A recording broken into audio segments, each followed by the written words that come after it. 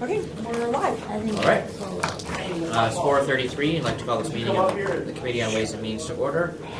Let the record reflect that Councilmember Jackson is absent, but he did provide us with an excused absence before we started. Sorry, lost my train of thought. So we'll need a motion to approve the minutes. I so moved. It's been moved by Councilmember Wood. Seeing no further discussion, all those in favor say aye. Aye. Those opposed, motion carries. Public comment agenda items. Everyone here is, I believe, here to address an agenda item, so we will just move through them. Item B is the grant acceptance for the Automobile Theft Prevention Authority grant. Chief.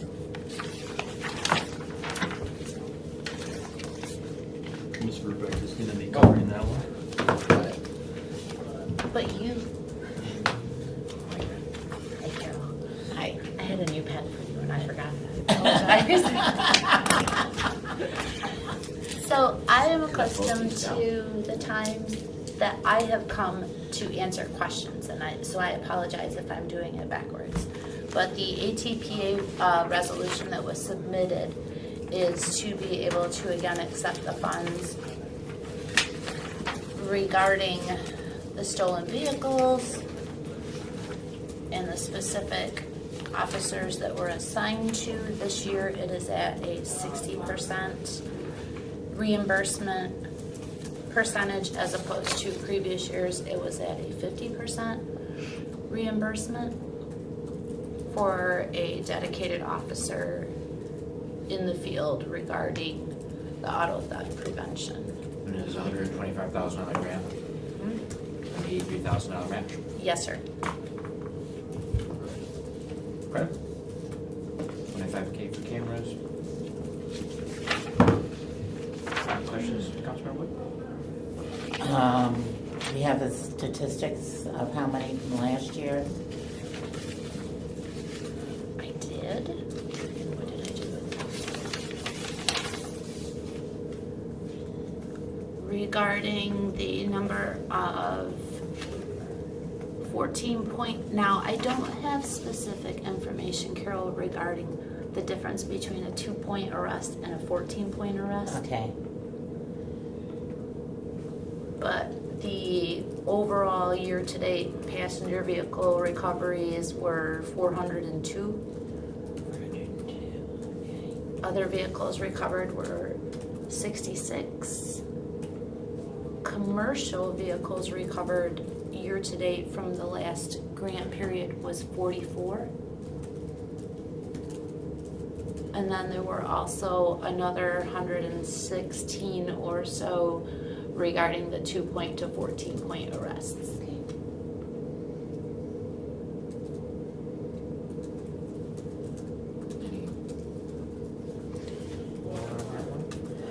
Okay, those are usually my questions, so All right. I don't have any. You're gonna have to write them down and I don't pass have them any. along. You're gonna have to write them along and pass them along. Anything from the Journal Auditor? No, Yeah. I reviewed this and it all looks good. Say, Carol would ask me. Right, If exactly. you'd like to know. It's all part of our workers' comp stuff. We should make it part of the grant. All right, I'll need a motion to accept the grant for auto theft prevention. I so moved. It's been moved by Councilmember Wood. All those, any further discussion, signify by saying aye.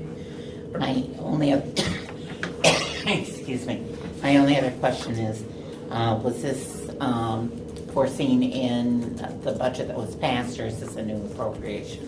This was seen when the budget was passed. Okay, thank you. All those in favor say aye. Aye. All those opposed, motion carries. Next item is a grant acceptance for the Office of Highway Safety Planning OUI grant for impaired driving speed and seatbelt enforcement.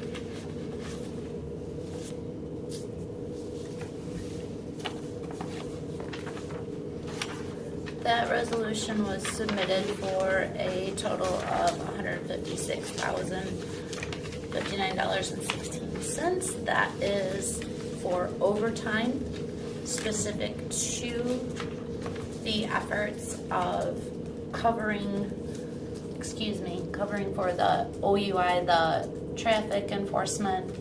There are 5 specific time periods that they focus on that, as well as regular efforts. Those specific times are through November, March, and August with different specific dates that were listed in the grant information form. This is a renewal. Those anticipated with a budget, not a new fund to be looking for. And obviously, And that does not require a match. need a motion to approve the resolution. So moved. Further discussion? All those in favor, please say aye. Aye. All opposed? Motion carries. Next item is the resolution accepting the grant for the Office of Highway Safety's planning grant for bicycle and pedestrian safety.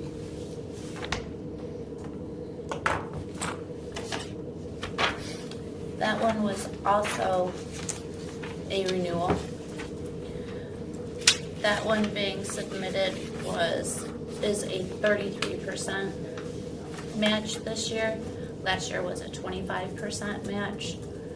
The total of the grant funds being $34,803.39. Our allocation being, that we'll be receiving is up to $23,094. Our local match being $11,000. That focuses allowing the officers to make the traffic stops while on the bicycles for the pedestrian follow-up and safety. The funds are used to supplement overtime. Okay. Other questions, Councilmember? No, I would move the grant. It's been moved. All those in favor, please say aye. Aye. All opposed? Motion carries. Next item is another grant acceptance for the Byrne Memorial Justice Assistance Grant for the LPD. This is renewal, I believe. On the next one. That's my care. Oh, yep. This one is also a renewal, not new funds. This one is supplementing our care unit for the hotel program. It also takes care of materials and provisions allowed within those guidelines to provide services that help with the advocacy.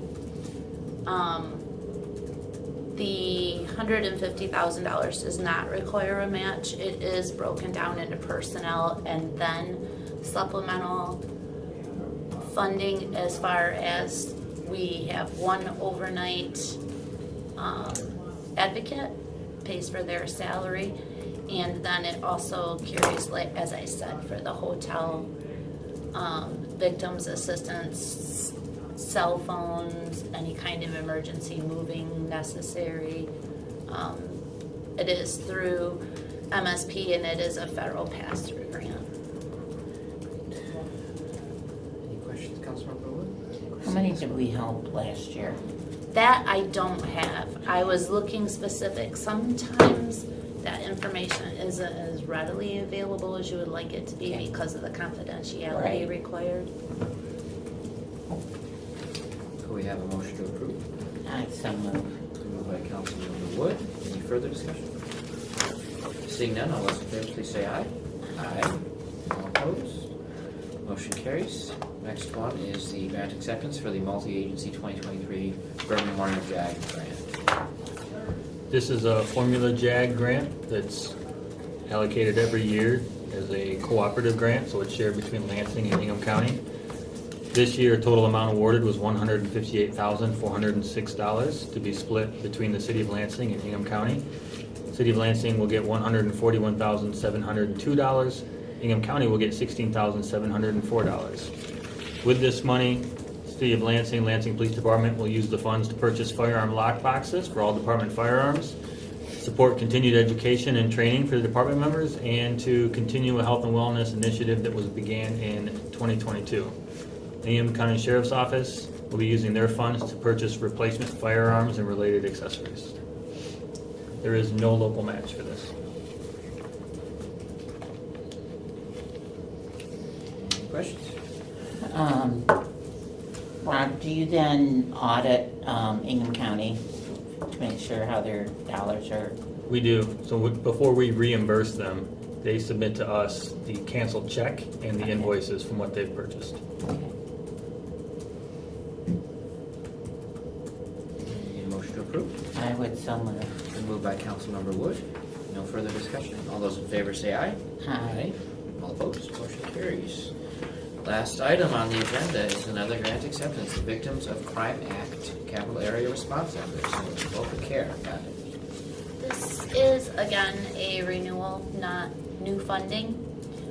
This grant supplements revenues in order to be able to facilitate actually the administration role and then 2 other advocates within the personnel breakdown of the 157,398. As I said, that takes care of the administrative. The goods and services pay for their specific mileage reimbursement. It pays for our advocate and admin person's cell phone. It's a lot less funding as far as goods and services. The JAG Care Grant does come in to supplement a lot of the other things that are necessary to take care of the care unit. There is no match for this grant. So neither is that. Are we currently fully staffed? No, they are fully staffed in VOCA. I apologize, we are fully staffed with the VOCA grant. We are not fully staffed with the JAG grant. They're still looking for an overnight advocate, but the main care through VOCA is currently staffed. Okay. Need a motion to approve? So moved. Okay, thank you very much. Any further questions or discussion? Seeing none, all those in favor, please say aye. Aye. All opposed? Motion carries. That concludes the business before us, and at 4:45, we are adjourned.